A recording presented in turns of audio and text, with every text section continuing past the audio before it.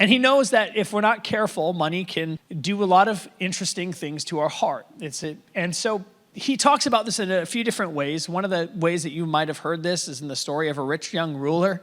And the rich young ruler comes to Jesus and he's like, Jesus, how do I inherit the kingdom of heaven? And Jesus is like, give all your money away. And then he's like, I'm not so sure, right? And so there's stories of that. And then we got other stories where there's this rich man who builds a barn and then he fills the barn with all of his goods. And then the barn is full. And then the story, the parable that Jesus is telling in Luke, the barn is all full. And then he thinks, well, I have a full barn. So what I need to do is build a bigger barn to fill it with more hay and to fill it with more goods, and then I need to build a bigger barn, and then I just need to fill that as well. And we're good at filling our houses with stuff, aren't we? Like, I don't know if you've ever moved or if you've ever had to purge. Anybody ever purged?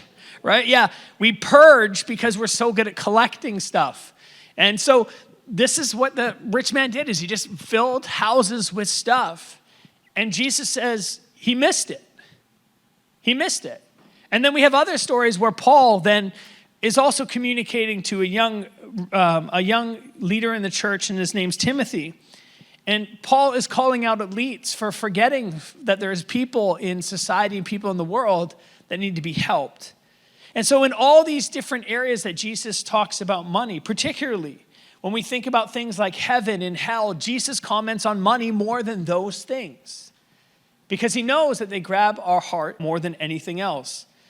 And if we're not careful, money can bring good things, but if we're not careful, money can also bring depression, it can bring guilt, it can bring shame, and it can lead us into behaviors that are destructive and erode the joys that we have in life.